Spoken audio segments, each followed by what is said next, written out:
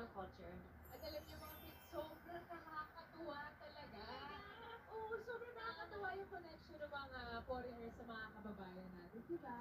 Yeah. Oo nga, good job, Ornoy! Ang pananalo semi-finalist ay mag-uwi ng, alam niyo ba magkano? 20,000 pesos. Wow, talaga? Eto na! Let's call back our foreigners for today along with our dancer, Miles Ocampo.